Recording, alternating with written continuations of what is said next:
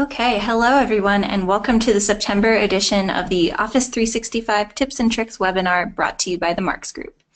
This month we'll be discussing the following three topics. First, we're going to talk about copying text from an image using OneNote. This is a really handy tip. It's handy outside of work, it's handy for work. You'll know when you need to use this, and you'll be happy that you have this feature. So we will go over that, and we'll talk about some of the limitations there as well. Next, we're going to talk about sharing or sending a OneNote notebook. If you use OneNote, and I recommend that you do, I think it's one of the better note-taking organizational tools out there. I think that you'll probably want to share or send a notebook at some point.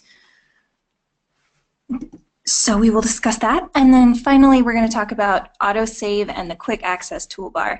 And this is not just for OneNote, or this is the quick access toolbar can be found in most Microsoft applications. So we'll talk about that as well.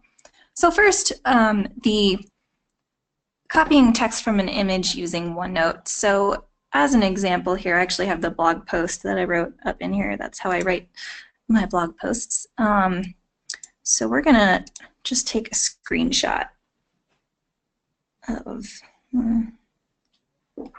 this isn't a good example. We're gonna take a screenshot of something in this Excel file. Okay, so we're gonna copy that. We can paste it in here. Oh, paste it right in the middle of everything. Where is my... Okay.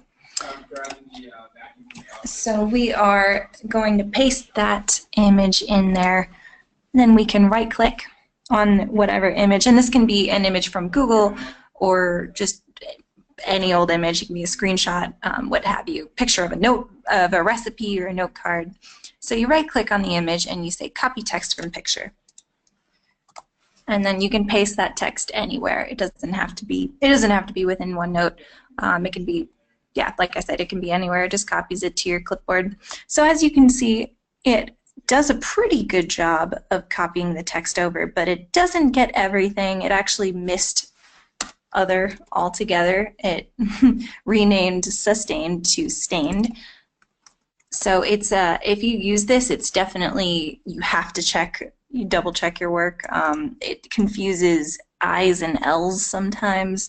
It really also depends on the clarity of the image that you're using, and so this was, maybe the text was a little small and it was a little hard for it to differentiate between letters. So that's just something to keep in mind if you decide to use this feature of OneNote, but I highly recommend it. Like I said, especially, and this is not work related, but I used this copiously when digitizing like note card recipes, and it was just a huge lifesaver. Or if you copy things from books often, or textbooks, this would be a good application for that as well. You could take a picture of the text and then try to copy the text from that using OneNote, and like I said, you'll probably have to adjust some things, but it does catch most of the letters and most of the words correctly. So that's just a pretty neat feature that gets often overlooked with OneNote. So that's just something to keep in mind as you're using it.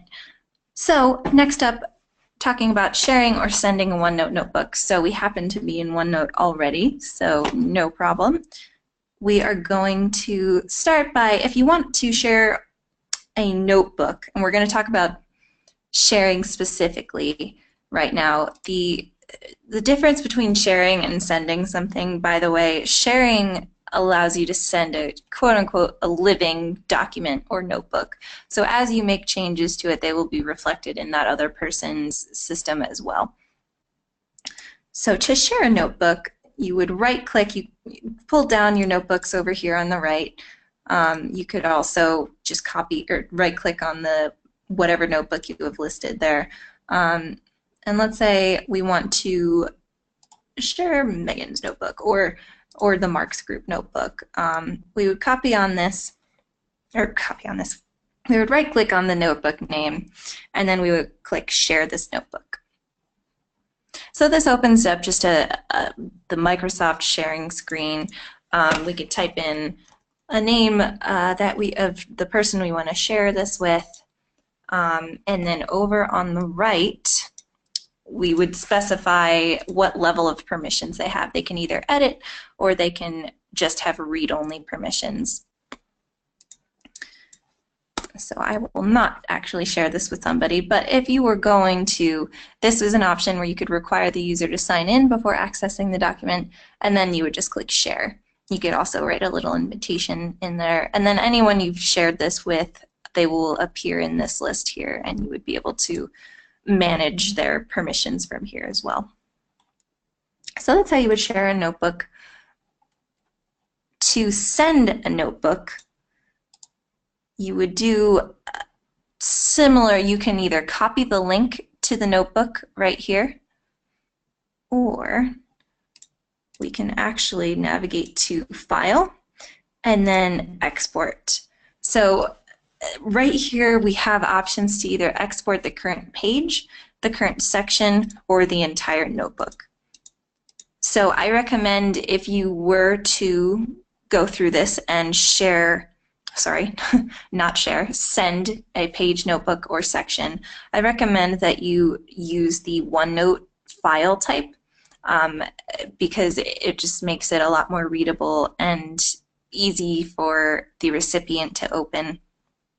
Doing it that way, it's, if you needed to export something as a PDF, it's really easy to do that from here as well, or as a Word document. So that is how you would export, and aka send a current page or section or notebook. And by the way, this would be considered a section, this tab looking thing up here. This is the page, and this page that we're on. So you could also right click on the actual section up here and say export, and you could do it from, you could do it using this way as well. Likewise, you can export, I believe you can, oh, nope, never mind. I thought you could export this from the page menu over here, but it looks like you cannot. So to export a page itself, then you would navigate over to the export section using this method. So that is what you need to know for sharing or sending a OneNote notebook. For autosave and the quick access toolbar, that third topic that we're going to talk about, we can start in OneNote. So this right here, this is your quick access toolbar. It's easy to customize. So if we click on that right there, you can see we've got undo and redo as potential options. Currently I have back and undo selected as options up there. You can also, for OneNote, you could select pen preferences or highlighter preferences, which is something I do a lot for. I use highlighters and pens all the time when I'm doing these blog posts. So that might actually be handy for me. Maybe I'll keep that on there. And then you can also add other features on here, like you can go forward, or you can do redo. I know that's handy sometimes, or print and print preview.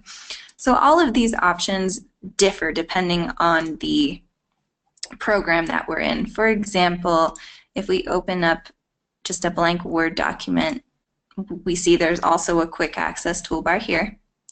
And as you can see, we have some different options from the OneNote options. So one that I specifically called out in that blog post was this automatically save feature. I just think this is incredibly handy, and I have this turned on in Excel, and I love it. It's easy to navigate the previous versions by just clicking on this, and then going to version history here. So if you wanted to backtrack it would be easy to do so. So I actually highly recommend turning on this autosave, especially for Excel, which is, I'm often, I don't know about you guys, but I'm often working with multiple spreadsheets at once, and it's been known to crash, I'll be honest. So it's really nice having that autosave feature on, and I don't even have to worry about it. So as I mentioned, these quick access toolbar, each program gives you different options in here. So for Excel, we have undo and redo. We have some sorting options that might be handy, some print options, spelling, email, new and open, and save. So I could get rid of this save option, especially since we have autosave turned on. So that's, and it just automatically immediately updates. So that's just really handy. So I encourage you to check out what options are available for the programs that you use most frequently, whether it be Word or OneNote or Excel. I know that this feature is available in other programs as well. I don't have a full list on me, but I encourage you every time you have any sort of Microsoft software open to look for that and just check out what the options are, because the automatically save one was a complete surprise to me. I somehow didn't know that that existed, and I'm glad I know now. So I highly recommend checking that out. So those are your 3 tips for Office 365 this month. We are moving away from focusing only on Microsoft Teams, but we will continue to have Microsoft Teams tips and tricks available in this webinar in the future. So specifically next month we're going to be talking about the external user access for Microsoft Teams. That's something that they've been working on adding all summer, and they've finally managed it. So we will talk about that more next month. And in the meantime, you can always email me with questions at megan@marksgroup.net. And I hope you found this webinar to be informative. Please contact me in case of questions, and we will catch up next month. All right, have a good one, guys. Bye.